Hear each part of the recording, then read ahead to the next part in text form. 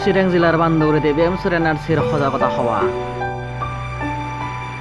সাম্প্ৰতিক পৰিস্থিতিৰ সন্মুখীন হ'ব লগা সাধাৰণ মানুহক ধৈৰ্যশীল হ'বলৈ আহ্বান জনায় বিএমচিৰ নেতৃত্ববৃন্দই।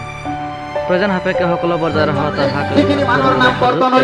এই মানুহখিনিৰ যিহেতু বৈধ নথিপত্ৰ থকা প্ৰায় আমি দেখিছো, সেয়ে আমি এটা আশ্বস্ত হৈছিলো যে চৰকাৰে যিহেতু পৰ্যায় দিছে, উচ্চতম ন্যায়ালয়ে যিহেতু ইয়াৰ এক সিস্টেম প্ৰদান কৰিছে, সেয়ে 1971 চনৰ 25 মাৰ্চৰ আগৰ বৈধ নথি থকা প্ৰতিজন ভাৰতীয় নাগৰিকে পৰ্যায়ক্ৰমে আইনী প্ৰক্ৰিয়াৰ মাধ্যমেৰে আপিল কৰি পেলাই এই এনআৰচিত অন্তৰ্ভুক্ত হোৱাৰ এক অৱকাশ আছে। যিহেতু সেয়ে আমি সেই সময়ত উশৃংখল বা এক সামাজিক অৰাজকতাৰ সৃষ্টি নকৰি পেলাই আমি আইনক তথা প্ৰশাসনক সহায় সহযোগিতা কৰি পেলাই আজিৰ দিনলৈকে অহা এক অৱস্থাৰ সৃষ্টি হৈছে।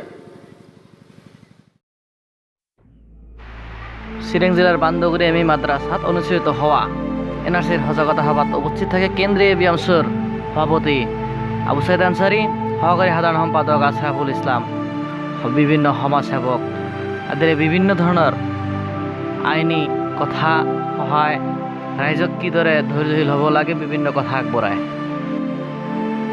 চূড়ান্ত তালিকাত বাদ পৰা সৰহসংখ্যক লোকেই স্বদেশী বুলিও মন্তব্য কৰে কেন্দ্ৰীয় বিএমচিৰ সভাপতি আবু সাইদ আনসারি। ভাৰতীয় নাম বাদ পৰি থাকিলে বিএমচি হাতাহতি বহি নাথাকে। 120 দিনৰ সময়সীমাৰ পিছতহে বিদেশী ন্যায়াধীশে নিৰ্ধাৰণ কৰিব স্বদেশী আৰু বিদেশী। News desk report, BTC news.